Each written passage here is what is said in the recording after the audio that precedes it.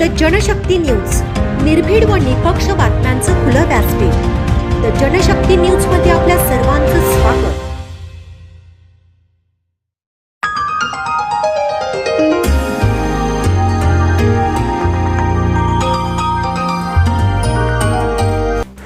सन्माननीय उपाध्यक्ष डॉक्टर चोपडे, सर्व संस्थेचे पदाधिकारी,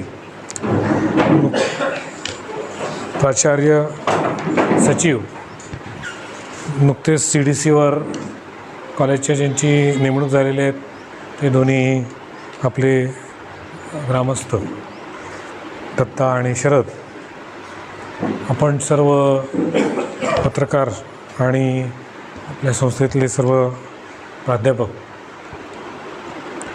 खरं पत्रकार परिषदेमध्ये उभं राहून बोलायची कधी नसते पद्धत, पण आपण बोलतो आहे.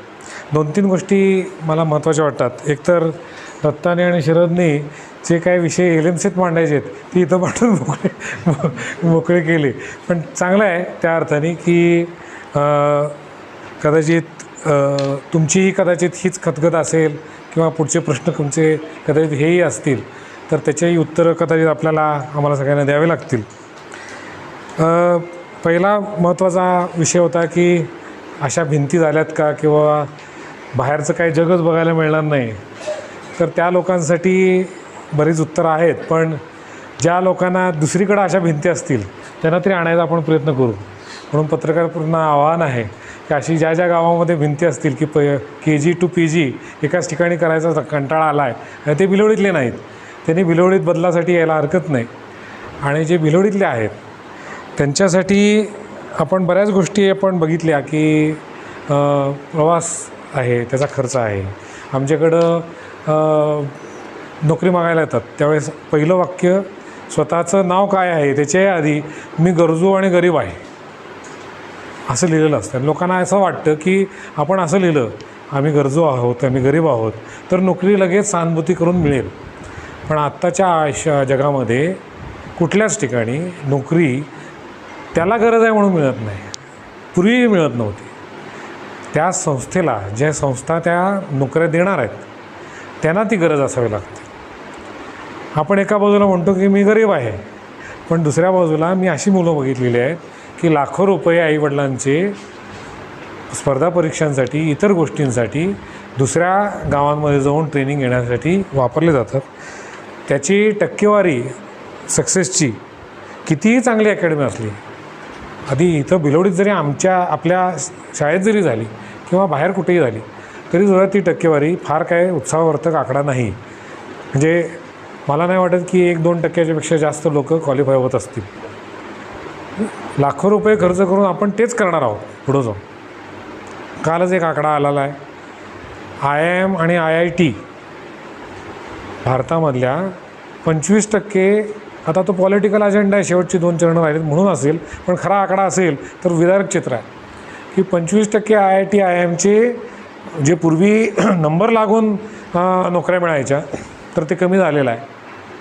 त्याचं एक मुख्य कारण AI सांगितलं जातं, आर्टिफिशियल इंटेलिजन्स सांगितलं जातं. तुम्हाला मी पत्रकार परिषद किंवा आपला हा कार्यक्रम झाल्यानंतर दाखवतो. सहज मी व्यायाम करत असताना, चालत असताना मी एक मायक्रोसॉफ्टचं AI ॲप्लिकेशन ओपन केलं आणि त्याच्यात असं लिहिलं की मला एक या आत्ताच्या वातावरणावर चांगली कविता पाहिजे. त्याने पाड 25 ओळींची अतिशय अस्खलित इंग्लिश कविता दिली. परत मी त्याला सांगितलं की ही कविता मला मराठी आणि संस्कृतमध्ये पाहिजे. तर परत 2 मिनटात मी एक फेरी मारायच्या आत त्यांनी ती गोष्ट मराठीत केली आणि त्याचं अतिशय उत्कृष्ट संस्कृतमध्ये भाषांतर दिलं. परत मी त्याच्यात म्हटलं की हे फार रखरखीत वाटते, जरा रोमॅन्टिक पाहिजे. तर त्यांनी शब्द बदलले, त्याच्यातले थोडेसे रोमॅन्टिक जरा चांगला हे असलेले बाज असलेल्या त्या कथा आणल्या. आर्ट्सचा आपला विषय म्हणून मी सगळे वाचते. परत मी त्याला म्हटलं की जरा हे सगळं झालं, पण मला जरा भारतीय पण त्याच्यात पाहिजे, इंडियननेस त्याच्यात. त्यांनी भारतीय पण त्याच्यात घातलं, हिमालय, गंगा, अमुक तमुक. हे सगळं 25व्या मिनटाला माझ्याकडे झालं. मला असा विश्वास आहे की एक 15-20 मिनटं मी इथं बसलो आणि माझ्या डोक्यात काय पाहिजे असा विचार केला तर एक 100 कवितांचं पुस्तक मी इथं बसल्या ChatGPTवरून छापू शकतो. म्हणजे IIT आणि IIMला जर प्रोग्रॅमिंगला आणि इतर गोष्टींना बुद्धीला चालना देणाऱ्या कार्यक्रमाला आता जर आर्टिफिशियल इंटेलिजन्स चॅलेंज करते, तर आर्ट्ससारख्या गोष्टीला ते का चॅलेंज करणार नाही? तर ते करणार. मग आपण आर्ट्स शिकून काय करायचं? प्रश्न पुढचा आहे.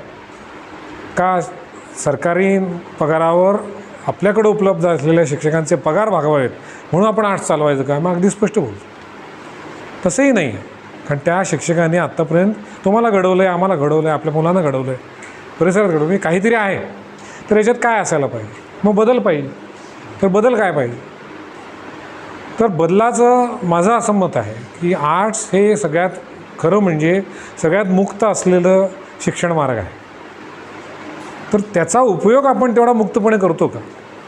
एक संस्कृत सुभाषित आहे, सा विद्या विमुक्त आहे. म्हणजे ती विद्या श्रेष्ठ आहे की जी तुम्हाला मुक्ती देते, मुक्त करते. आपण अशी विद्या घेतो की ज्याच्यामध्ये आपण अडकू. मला हीच नोकरी पाहिजे, मग मी हे शिक्षण घेणार. हे काय करायचं आहे त्याच्यावर तुम्ही शिक्षण अवलंबून ठेवता.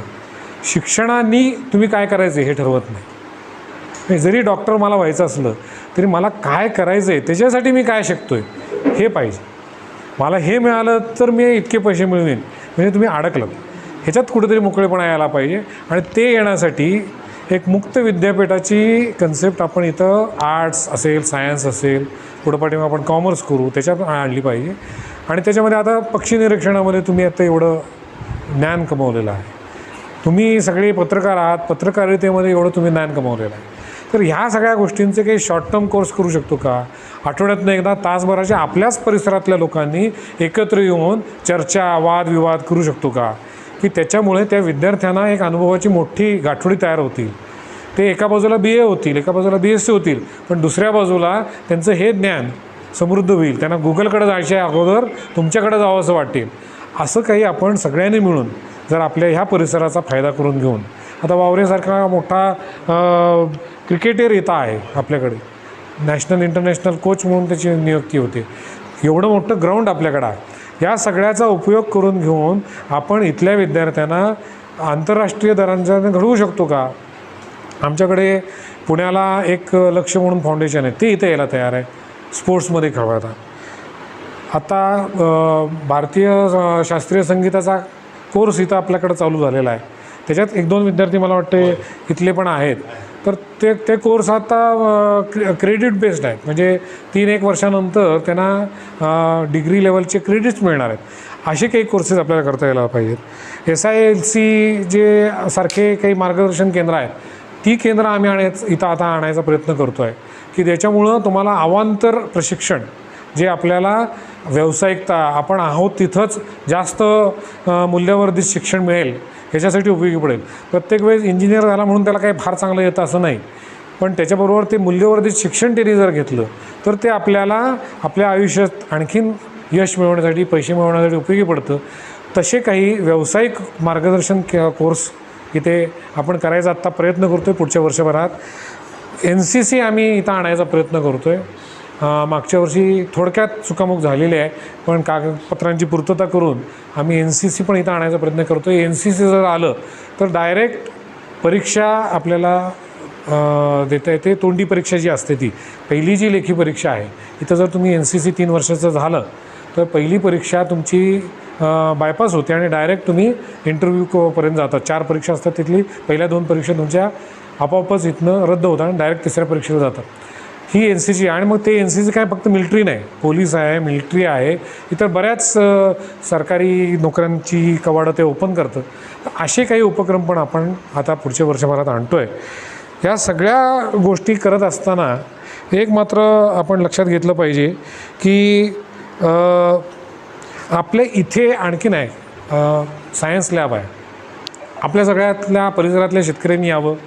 माती परीक्षण किंवा इतर गोष्टी ज्या आहेत त्या करण्यासाठी आमच्या लॅब पाठीमागं लागावं. आम्ही सुद्धा प्रयत्न करतो. आपण इथल्या इथं आपल्याला कमीत कमी दरामध्ये माती परीक्षण कसं करता येईल, त्याच्यासाठी आपल्याला काही सिस्टीम्स करता येतील का, असं एक इथल्या गरजा ओळखून इथला अभ्यासक्रम करण्याच्या दृष्टीने जर मुलांचा वापर करता आला आपल्याला आणि त्यांच्या ज्ञानामध्ये जर भर टाकता आली तर मला वाटतं की हे कोर्सेस आणखीन चालतील. आणि हे आमचा करायचा या वर्षीपासून अतिशय फोकस्ड ॲप्रोच आहे आणि त्याचा आम्ही प्रयत्न करणार आहे.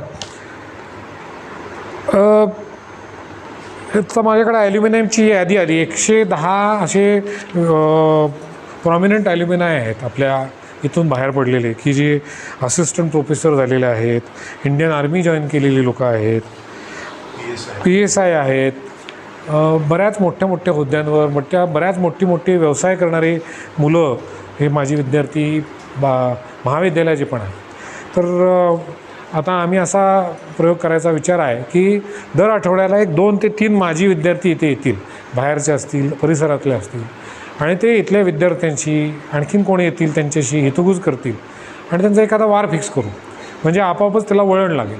आणि मग त्यामुळं काय अपॉर्च्युनिटी आहे, शाळेने काय दिलं, संस्थेने काय दिलं, महाविद्यालयाने काय दिलं, याचं आपोआपच एक वातावरण तयार होईल.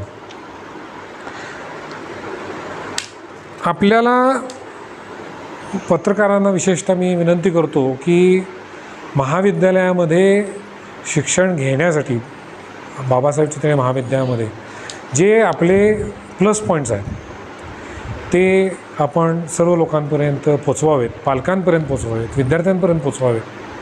त्यांच्या काही अपेक्षा आहेत त्याही त्या निमित्ताने नमूद करून घ्याव्यात आणि त्याही आम्हाला द्याव्यात. आमचे प्रयत्न कमी पडत असतील तर तुमच्या माध्यमातून त्या आम्हाला मिळाव्यात आणि जास्तीत जास्त संख्येने विद्यार्थ्यांनी प्रवेश घ्यावा. 400 हा आकडा तुम्हाला कुठनं आला मला माहिती नाही. सध्या 400 हा आकडा फार फेमस आहे, त्यामुळे हॅशटॅगला उपयोगी पडेल म्हणून असला तर काय हरकत नाही. पण 4 जूनला कोण 400 पार होणार आहे मला माहिती नाही. पण जून महिन्यामध्ये महाविद्यालयातल्या विद्यार्थ्यांची संख्या 400 पार करण्याच्या दृष्टीने आपण सगळ्यांनी प्रयत्न करूया. आणि आपण सर्व इथं आलात त्याबद्दल मी आपले धन्यवाद व्यक्त करतो आणि मी थांबतो.